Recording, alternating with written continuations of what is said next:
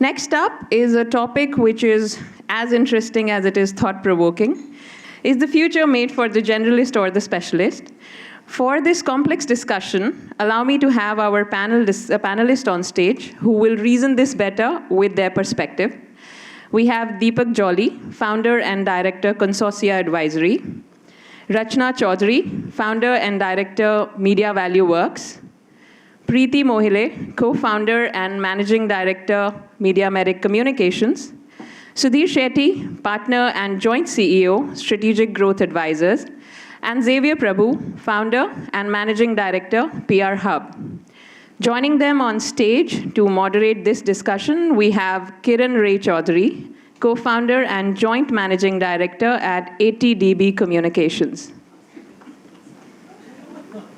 Hi, everyone, and thank you. Thanks, Amit, for having us here. And, well, I have a bone to pick with the previous panel who spoke a lot about our topic, but I'm hoping still to make it interesting. So, yeah, and maybe, try and get some newer perspectives. I didn't think this was possible, but I am extremely nervous. So I will start on that note. So, whether the PR industry is going to be one of generalists or specialists, to my mind, is determined by what we will look like, say, in 2025 or 2026. So what are going to be the trends or what are going to be the services that are going to be expected of us and how that may change. So this is actually a question to all panelists, which is, what would the future of PR look like and what would be some trends that would determine it? Because I think whether we will be valued as generalists or specialists will arise from that. So I think we can start from you, Sudhir. Good morning. Thank you for inviting me in the panel. My name is Sudhir. If you look at the overall size of the industry in India as a whole, now the size where I read about $260 million, and compared to the size of the overall economy, which is about $3.7 trillion, I think it's very minuscule. So if you are asking me the question about the future, it's very, very bright. Now, if you look at the growth, which we saw about a couple of days back, they showed that 7.2% was the growth in GDP. Now, if you look some of the maths and being a developing country and the fastest growing economy, I think we should at least go 2 to 2.5 times the growth of the GDP. So there is a huge scope for PR. But having said that, in the same breath, I would like to say to that, anybody who's providing incremental value to the client, obsessed with the client delivery, I think they will be successful. Most of the sectors are, in terms of PR deliverables, it is still just scratch the surface. So there is a huge, huge opportunity. Now, Indians, as of now, most of those guys, the old economy companies, the family-run businesses, they had this issue whether I should go for the PR, somebody will chase me, people should know my net worth and all. But the second, third generations are very, very open to that. I think there is a huge scope for all of us. In terms of the trend, I think about a couple of years back, people were talking about new age technology, fintech and all. But I think ChatGPT, whether cybersecurity, the rollout of the 5G, it will also set a trend for all of us. I think family-run businesses in terms of the sector, which looks very, very bright. Manufacturing companies will again back. Fintech, there are some headwinds, but it's a huge opportunity. Also the startup where there are more than 1 lakh companies over there. Even if you take 1%, it is nearly 1,000 companies. So I think it looks very, very bright, but we need to be agile and nimble to service these clients. All right. Hi, everyone. So I'm Rachana Chowdhary, and before I kind of share my thoughts on the big debate that we are having since morning, I'll give you my little background. So I have been in the industry for over 24 years now. Started my career with the Times of India back then in print media days, spent many years at Times, and then I had moved into this entire newswire business. So I've been instrumental in setting up PR Newswire in India. I've been the #2 employee there. I've been managing the Business Wire Mumbai office for, I think I did that for almost 5+ years. Those were the years when we were trying to explain to Indian corporate communication leaders what is a press release, what is PR all about. And then there was this huge traditional PR versus digital PR, big gap. And the gap still exists, but we are definitely with digital taking over and overlapping. Fast forward, I started Media Valley Works about 10 years ago, and with 3 core offerings. A, digital PR from the point of view of enabling a lot of small, medium enterprises, SMEs, startups, solopreneurs to get PR. And when you say get PR in today's day and age, it is just paid PR, press release, lagao. So trend setting, I'm just coming to that. So academic interest and practical business, dono ki baaton ko. So we have a portal called India Press Release, which almost receives at least like 100 plus press release every month from companies that is not listed anywhere. It will appear in our portal. It's a free posting, it runs, we have some paid packages, and it goes on. Other portal we started was Insta PR, which was for social media. Again, some 100 plus companies will come every month, and we don't know what to do with those kind of information and data. So I'm just referring to the trend. The changing trend is that while the enterprise market continues to be the big chunk in the PR industry contributors, but the emerging SMB market, which is the small and medium businesses, and the startup community are spending a bomb on digital plus PR. And that's the trend I think we need to slightly start our focus on capturing other than the enterprise market. So that's the trend, and that's the practical aspect about where the scope lies for all of us in our 2025 growth strategy. And it is not 1 or 2, or it is not 100, it is in thousands. And we all need to try to figure out how do you map that journey, because itna need hai wahan pe. And हम जैसे लोगों के लिए बहुत potential है. We just need to mold our strategies to match up over there. So that's a little from my side on the scope and the trend. Over to you, Xavier. Thank you. Yeah, thanks. Hi, everyone. So there are 2 things that I just wanted to say, right? One is this upstream stuff, which basically is the business side of it. And I think we have 3 challenges there. The number one is that I think when you try and be a specialist, I think the economic incentives for a business basically needs to come from 2 things. One is you got to get a premium, which is sustainable. Otherwise, as a business, you can't invest in the differentiation. Otherwise, you are a generalist, right? So in India, I think from an ecosystem side, I continue to see sort of a lot of factors that inhibit that premium. Today, if you actually go and say, I'm a healthcare communications firm, would a client pay you 40% extra for that? I think that's a mute question. And I think you're fighting with another PR agency at the same price levels. I think specialization to take effect in any industry, not just in PR, got to have an economic value, right? Which if it's not significant, nobody invests in it. And I think that's the upstream challenge that all of us have had. And I've actually seen this much more because one of India's largest tech PR firms obviously today does everything under the sun. Right, and I think that's sort of indicative right now, and I don't see any specialized player of scale today in India. So I think that's a thing. But the other problem is from the client side, right? For someone to buy specialists, the other side need to see the value. And I think there is a challenge there as well, on the corporate side as well, because they are generalists largely themselves, and they've moved from industries to industry. So I think we have challenges on both sides, selling and upselling. And I think the media itself, the another ecosystem that determines specialization, continues to remain not so specialized. I think if India has 100 journalists who will only report on not fintech, but within fintech, let's say crypto or whatever, I think then you sort of have an ecosystem that sort of supports specialization. So I think the debate itself is not something that we all can decide, because I believe it's a market-driven thing.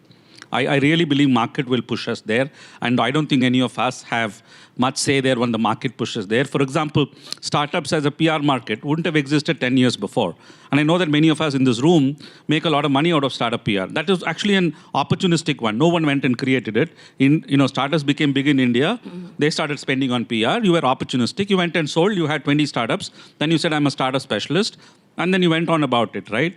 But if you see the startup PR itself, it will have its own up and down curves, right? Which would continue to happen. That's why I'm saying it's a very market-driven thing, between generalists and specialists. What would AI and ChatGPT and all these guys will do is probably allow us some bit of quick shortcut to specialization. I think she was saying that I think we can just use ChatGPT at the base to look like a specialist because ChatGPT can do the groundwork for you. So you can go and say, hey, I'm a healthcare specialist because ChatGPT has done the basic research for me. Probably there will be a tool which will come, which will allow us to do that. But technology can be one way of us getting quickly there to a specialist. But I do see that, globally, if you see the large firms, they're still generalist. They create specialists within, but they largely remains generalist. And I think the top 10 firms in the world, none of them are specialists, by the way. So I think there is an industry one, and there is a context underneath. And in our industry, we talk about disruption, but disruption takes a lot of time in our industry. Though we have said a lot of things about new PR, digital PR, I think we still do a lot of old PR, by the way. So I think we take our own time and our own cycle. So we will change, but I don't think it will be like 25 or whatever. It could be probably beyond, and I think that may be the case. Yeah. Yeah. So many of you I met, some of you are meeting for the first time. My experience has been, I'm running my 40th year of my career. And 6 years has been as an entrepreneur, and 34 years has been operations as an operator, sales, marketing, PR, of which PR was about 28 years, of which I was 20 years in the different boards, Coke, Pepsi, Bharti, Godfrey Phillips. So, when I look, I thought by the age of 54, I had evolved and I learned everything in life in FMCG, hospitality, and this entrepreneur opened my eyes. Because I've been reading, I've been listening, I've been learning a lot, and I would say if you are not domain knowledge expert, you will not be able to communicate, you will not be able to advocate, and you will not be able to sell that idea to people at large. So I would say that, being a generalist, yes, we were generalists at one time, but this is far from over now. It's like, it's a new world. And as Madan said, we are flowing in a stream of, and capturing points every year. And what is relevant to the business, we have to put that to the business house or to the corporate or to the NGO or to the government where they also do PR. So I think the most important thing of remaining relevant is, your ability to passionately learn, subsume, and be able to sell that knowledge across to all stakeholders. So somebody said in the last panel about being a consulting firm. So when we took a model, we knew PR the best, but we also knew advocacy the best with the government. So we said, what else we should do? So we added something to our kitty, which is called sustainability and CSR. So wherever I don't have a specialist, I hire one. So, so there is a person who has been heading NTPC CSR and sustainability. And we learned how the impact report of the sustainability in today's domain should be made. So we become specialists of that. So we are able to sell that. So what I'm trying to say is specialization is necessary if you want to remain fit. Generalists, yes, the debate will go on, and a good one to debate. But after entering this 40th year, I can only say one thing. Learning never stops. You continue to learn, and again, when Shelley Singh writes a report, he writes a report on IT industry with such a great specialization. And if you take time to read that, how many people actually read these reports? And how many people actually then communicate to that stakeholder? Boss, your 7th para was great. Most of my friends and my peer group have launched books by now, their own. And I make it a point at least to buy their book. If not, somebody read it and tell me, and I tell them what was right and wrong in the book. So I'm saying at this time, there is no better way but to go very passionate, learn and unlearn many things which you have done in the past. When in 1987, when I joined PR industry, in private sector, there were only 4 PR guys who were known. It was only public sector which used to have this PRSI who would come and give awards to each other. Gone are those days. The advent of PR agencies started, and Madan would remember right from how it has evolved, and you took the lead at that time, and thankfully that era of that globalization and that whole outlook of the industry changed. Lot more people came in the stock market. Lot more stories were to be told in the stock market. But now people want to hire good, knowledgeable people. So HR is a domain. So you have got HR specialists and who are looking at how you can hire in HR. You have, I've started a healthcare division where we are looking at end-to-end advocacy in HR, also in healthcare, and we do PR, and we do market access. And believe me, I made more money in market access in healthcare than I did in PR. So I think learning never should stop. That's my point. Yeah, hi. Hello, everybody. I'm Priti Mohile, and I run a healthcare specialist agency, so called MediaMedic Communications. Actually, just to give you a bit of a background, I had first 10 years of my career on the corporate side as a marketing head, and then after sabbatical started the agency. So I come from a view which is from the company side. And at that time, I realized that when I started this, I thought that PR was underutilized by companies, and that there was a value story which needed to be communicated. So when we started the agency, we were not offering PR as one of the services, but a lot of other brand and other services. But we wanted to quickly move into newer things which were more integrated, because we saw that the world was moving differently to more integrated services. But of course, domain expertise drove us to be in the field of healthcare and life sciences and pharma. Now, we purposefully moved because we think that while somebody mentioned that there is no company of scale anywhere which is a specialist agency, I agree. Most agencies worldwide are generalists, and they have verticals which are sector specific. But international markets do have quite large health specialist agencies. They call themselves as health PR, and health PR as a sector really in India doesn't really exist. We've been trying to, in the last 10 years, educate the industry that health PR is a different game. It's not just PR, meaning corporate PR for the health sector, but it is different. It is raising issues about certain new treatments, about certain devices, about new ways of doing things, or certain, say for example, clinical research, and a lot of things which is deeply rooted into different specialized aspects of health and pharma and life sciences.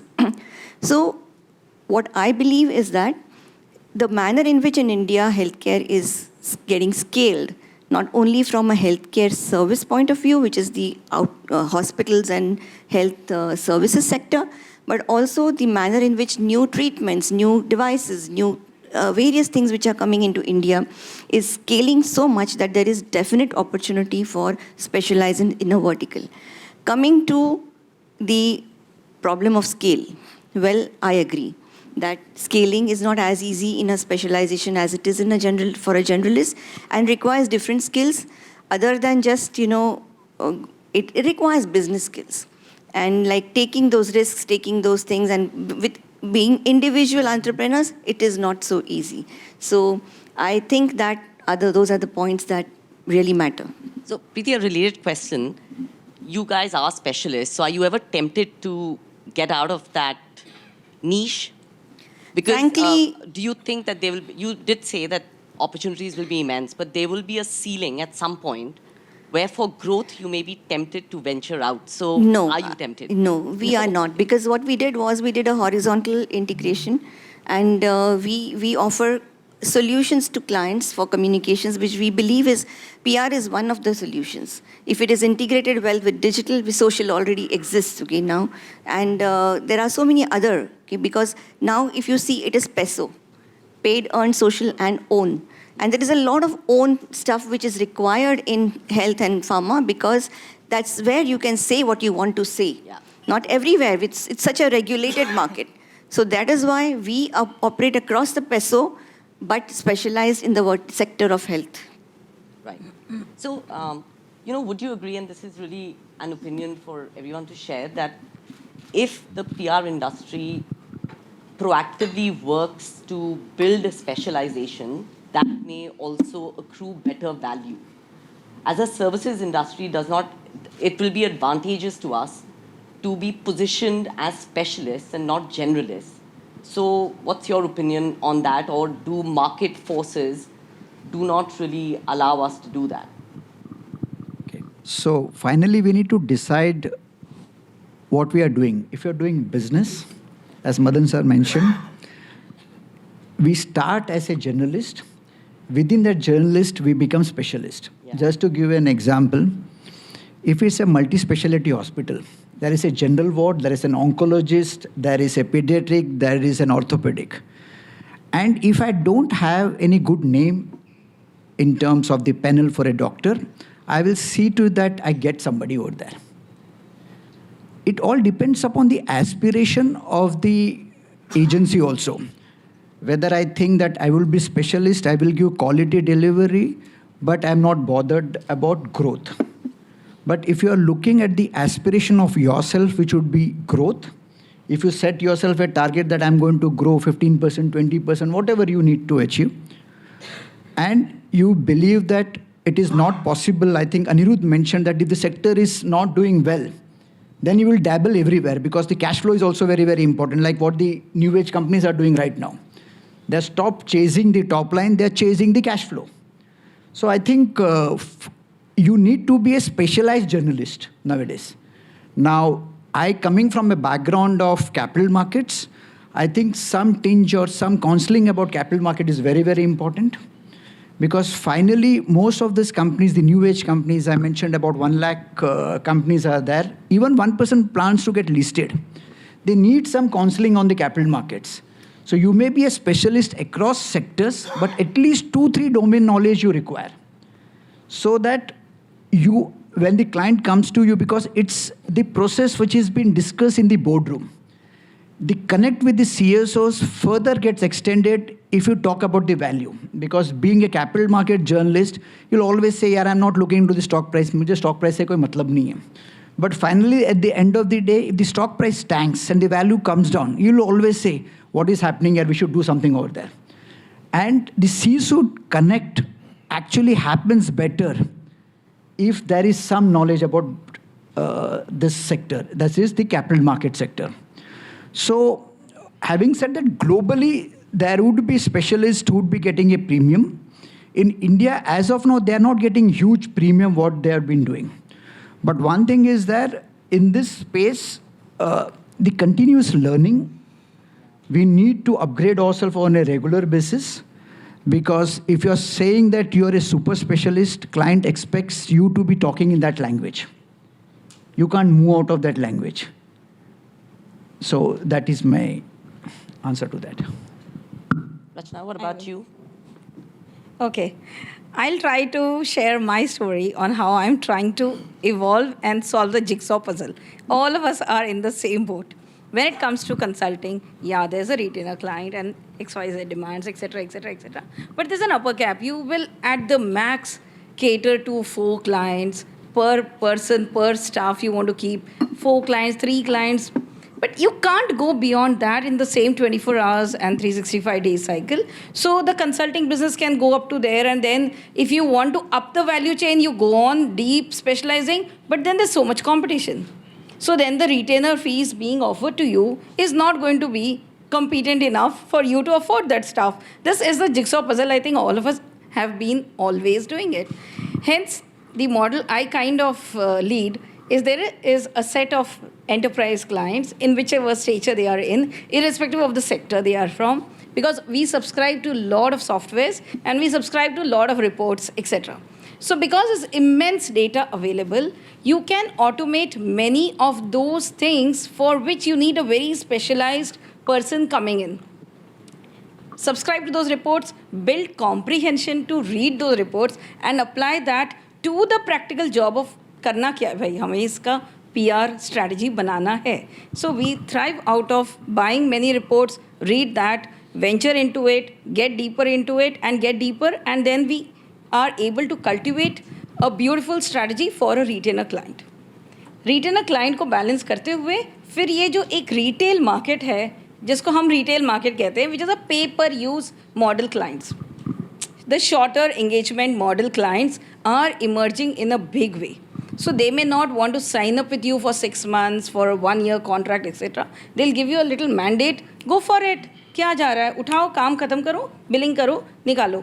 तो cash flow, because on a retainer cycle, your 30, 60, 90 days, you keep following up for payments and the clients keep asking you for deliverables, and it's a never-ending story. Sorry, but I'm just telling what really happens to all of us. So you got to have a model that is giving you cash flow with smaller projects. This ends faster, go for it, keeps your cash flow going. So all that has solved this big juggle of GST payments on time, this, that. So you got to reinvent all the time. So I think the combination of pay-per-use clients and the combination of retainer clients is the model I would recommend if you are in the same situation that I have been. So thanks, over to you. And industry-wise, cater to all industry is my recommendation. Subscribe to softwares because that stays with you. Staff निकल जाती है छोड़ के. आप subscribe कीजिए software को, सारा data available है, पढ़िए उसको, क्लाइंट के पास जाइए और बोलिए क्लाइंट मुझे इतना समझ में आता है, इसके आगे आप बताओ ना, वो तो बैठे हैं बताने के लिए. All CEOs are specialist in the business that they have been running for 25 years. He is willing to give you that ज्ञान, बट वो ज्ञान लीजिए और अपना काम कीजिए. तो मुझे तो मैं ये स्ट्रैटेजी पे चल रही हूँ और मुझे लग रहा है मेरे गंगा ठीक बह रही है अभी. Over to you. Over to you all. Thank you. So, I want to open the floor to questions. I just want to add one point, The CEO comes to you because he wants the out-of-the-box idea Yes. on what he is not able to, build inside his expertise over here. So he is looking up to you. So what happens is then your job becomes tougher because first you have to be in his shoes or what is his knowledge. And then on top of it, you have to make sure the advice you give him, okay, absolutely boss, we will go with this. Correct. So that is where I always say PR is a plus. Plus. वो अगर आप plus जो है, कई लोग minus पे जो वो बोलेंगे हम कर देंगे, वो टाइम चला गया. वो टाइम नहीं है. This is, and that is something I wanted to tell you. Go ahead. Sure. Xavier. Yeah, I think there is two things that I think I wanted to say, actually forgot actually. I think the specialization is also actually two types, and I think we didn't discuss one of it. One is actually the vertical one, which is all of us discuss all the time, which is your healthcare and all of this, technology and all of that. The other is actually the horizontal specialization, which I think many of us have started to do, but I think we're not plowing it hard enough, which is your content or digital or internal comms or whatever it is. Those are all horizontal, right? But they're still specialization. I think the one to plow, I think, is also horizontal. And I think horizontal is where I think many of us have not gone enough. Of course, all of us now say social and digital by default. I can't think of a single PR firm which says, I don't do social and digital. I think that all of us have learned that language well. But have we plowed enough on that? I think the answer is no. Because if you go up against one of the best social and digital firms in the world, would you do equally good? I think probably some of us are there. I don't know. Some of us could be, some of us could not be. I don't know that. But I think that's the second one that many of us can go. But the real debate is that, right, why do people come to us? And I think that fundamental question is neither horizontal or vertical. People come to us for insights. And insights are probably the most valuable thing as communicators we can deliver to any client. And I think that's nothing to do with vertical or horizontal. And I think it's exactly ability to connect the dots, or like she said, solve the jigsaw puzzle for the client. And I think communication, I was actually reading up somewhere, I don't know which article was this, that McKinsey basically looks at communication from a horizontal slash insights perspective. They are saying that in the CEO, kaleidoscope, they're already providing 3 things, and the missing thing is the reputation-related insights. So that's a big gap for them to fill. But he's coming in from an insight perspective.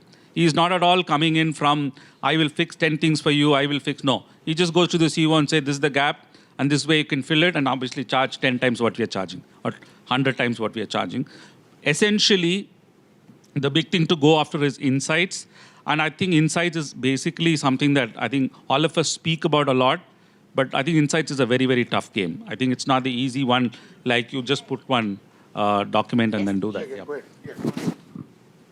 Yeah, so I agree with you that insights is a very, very important thing. And in fact, we have had some clients who have asked us to step up and give them consulting advice or do their brand positioning for India because it has not been correctly done earlier by others, etc. So from service to consulting has happened because of the insights. And in fact, in healthcare, pharma and life sciences and all this, we have multiple stakeholders. We have the consumer, we have the doctor, we have the regulators and various people. And to be able to connect those dots is extremely important in this particular thing. So it is not to answer, or rather to retort to what you said about being that they give you the information, and it is not about dissemination of information. It is not about just sending out something. It is about building those stories along with journalists about those value issues that we want to build up and create those kind of story pegs which are going to eventually connect, which cannot happen by just disseminating information out to media. Somebody will pick up the thing and put it, but it's not one release or it's not one thing that we are talking about here. It's about raising issues and about those things which are going to create markets for new kind of things. And that can only come from deep understanding and expertise. And of course, there have been times when we have had to we have collaborated earlier with a generalist agency for doing certain things. And those kind of collaborations we are open to that because we feel, okay, if we are not able to do this, we can go and take help of somebody else.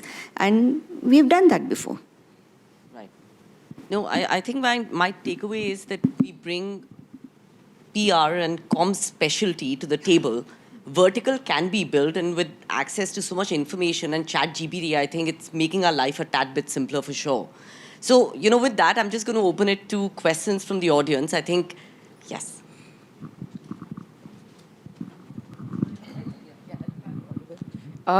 Xavier, I had a question for you, actually. So you were talking about the specialist firms not being able to scale beyond a certain point, and I get that. But I also want to go back to, I think Anirudh had made a point on how future is for PR to grow beyond the core capabilities, which means that if you have that sector expertise, you can grow the PR's role into multiple other spaces because you've been in the industry that long, you can actually connect the industry. So if you grow the role of that PR person to more of a consulting role, do you think that's the way possibly to scale up within specialization? And I think, consulting, I think we've done it seriously for the last 3 years. And I think consulting is really growing for us. And, actually driving consulting myself, one of the things I can tell you is that really people are coming to you, I'm seriously saying genuine insights. And I think that's what really, because today, look at it, right? The CEO really is facing a complex landscape. And please understand, for healthcare advice, he has analyst firms which are going to do 100 times better than us, eyes closed any day. Is any PR firm going to get better than Gartner at IT analysts in research? I will 100% right. I think we are all laughing ourselves out of the room, right? I think that's not the way to head. And I think there are a whole lot of people who will do better than us in that area. I'm sure the consulting firms will have much, much more knowledge than us because they've already invested in for 40, 50 years into knowledge bases, right? We've never invested in knowledge management at all as an industry for some time now. Of course, some of them do. So my thing is, right, when you engage those people at the top, I think they're seriously asking you for genuine insights because reputation is a big thing today. It is very fragile. It's the most fragile today because one social post can take you off. So we are very fragile today. But at the same time, that fragility makes us more important. And I think there is a whole lot of scope in that to plow deeper and further. And in that, I think we can take specialist step. Like she said, I got an insight, but is it relevant for technology? Let me get a sector expert. That sector expert and input to me. He is not the final. I am the final. I am the expert and I provide the advice. And I think that's a better way to head because I think we are all good at reading temperatures. Right? I can tell a PR person from the way they're sitting in a client office, right? I actually can do that. Most of us can do that, right? You go for a pitch and the person sitting in the thing, you know it's a PR person, yeah, because you know how all of us are, how we look around, how we assess people, I think that's our strength. And I think we got to really go back to, plowing that further and deeper. And I don't want to compete with all these guys. They are very, very entrenched. They invest far too much. Why would I go and fight with them for nickels? And they will beat me any day down, right? That's my view, but I think there are others who may have a different. No, let me add. So I'm not, when we talk about specialization, I'm not saying we go to Gartner. But the point is, Gartner gives a report which many times, many people don't know how to read that and interpret that. Are people specialists enough to interpret that? I think, and put it in a summary of 6 points. And that specialization has to be there because, and this is, I learned after handling a lot of IT firms, that so the Gartner reports could be really heavy on you. But having said that, I think the basic tenet, what I feel is insights, as she really said. And insights could be a desk research. It could be online research. You could hire, an IMRB for it. Or there are many other, AI tools now to do many types of research. But the point is, in today's world, the person who has the data and who has the data backing to support it is going to win. But if you don't have a data backing, it's difficult. You may win once, but not twice. 3 times will be very tough. So these are my, to answer a very simple or a complex question into a one-liner, you really need to be knowing the insights of your client or what he wants. Somebody sent me a book on WhatsApp, a 287 page. It's called Why. Many people start with what and how. The why is missing. And that's where the issue becomes in PR. Because, ये हमने तो ये करवाना है, ये हो रहा है, ये हो गया, ये करना है, ऐसे हो गया. Bhai, why? And that is a critical one. Just to add to that, what Deepak ji mentioned, basically, we are also a PR firm. So finally, we consult them, say that these are the 5 things we should do. Then finally, as tum gyan to both dekhe hai, what happened after that? Because it's like if it's a research firm, because again, coming with the terminology of capital markets, there is a guy who writes a research report. He will write a report that buy this stock, this would be the price. Unless the sales guy sends it to a fund manager and fund manager buys that stock, that report is of no use. Similarly, we will give a lot of insights to them that is mandatory. Otherwise, the CXO will not allow you to come to his room. But we need to also see to it that how simplify we can do that and convert into a good coverage. I think that is the fundamental of PR. Yes. Okay, since all of you run firms, right? Let me ask you a candid question. How many of you actually go into clients across sectors? How many of you actually? All of us do this, right? All of us. And has client felt that you're not a specialist when you walked in? I'm sure you're reading up all of that. I'm sure the client feels that way. I think we are all smart enough to, get to a certain level of specialty ourselves. I'm sure we can't get to the highest level of specialty. And I think PR, as I think all of us have a certain innate good skill. I think we got to really push that up and position that more is my gut feel. I think we are good. I think we got to put ourselves there and say that we have something special. And I think we got to make that something special better rather than actually trying to look elsewhere is my gut feel actually. Yeah. Right. So I think the cherry on the cake remains our comprehension and articulation. बस that's it. कोई भी sector होने दो. हम comprehension, articulation specialists हैं. And that Ye I think Rachana. is how I go. Well, time's been up for a while, Yeah. so thank you, panelists, and thank Thank you you. for listening patiently. Oh, one more. Okay, one more question, I think. Or So what Rachana said, comprehension and insights, they are important. And today we are getting a lot of insights free of cost in terms of McKinsey newsletters or Gartner's insights. The important is whether we are knowing the client side also, finding the gap. And how these insights are useful to the gap which is existing on the client side, and we're converting into ideas, which is why we are all here actually. So this brings actually load on the founder. As we have seen, as many, this kind of bird's eye view is always largely with the owner of the team. So this is where the limitation of the growth is coming up actually. So how do you resolve this question, if any of our panelists can advise us? The onus is coming on the founder, because down the line the team is not able to comprehend sitting with the CEOs or the owners of the client side actually. So it takes away a lot of your time, which brings limitation.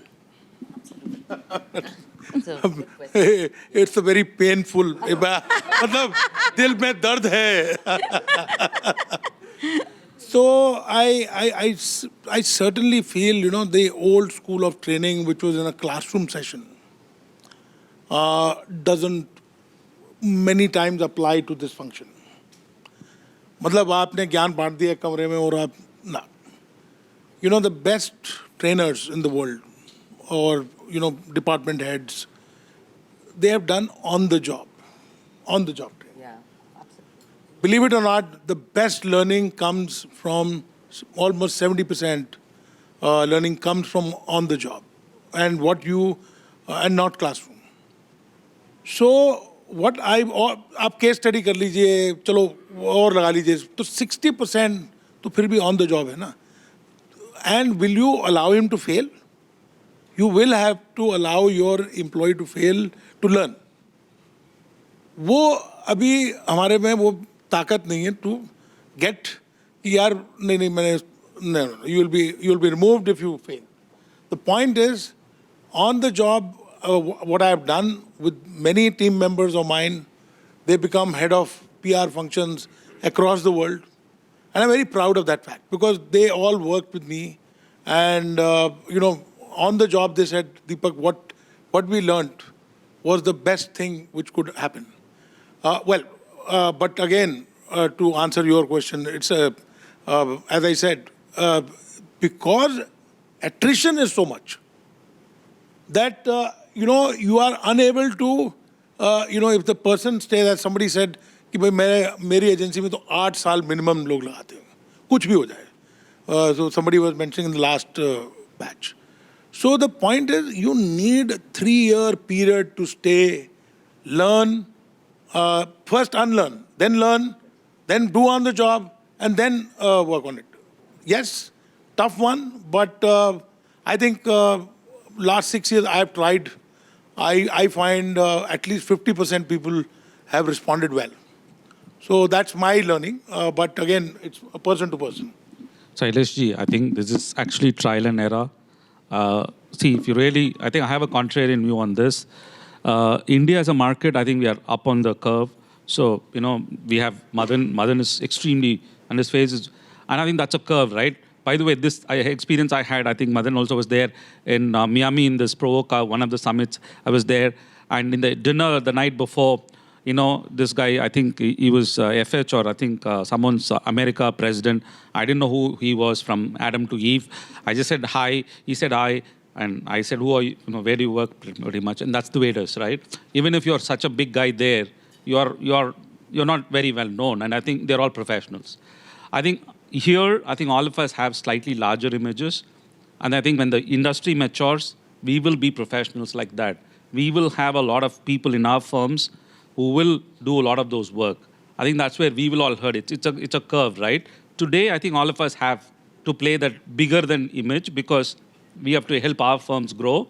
But I think at a certain level, I think it will go to other professionals. And I think that's all where the industry has to head. Because if you become too founder-driven, it's actually a huge risk. It's a singular risk, actually. And that you can't scale with it, right? And I think that's a huge problem.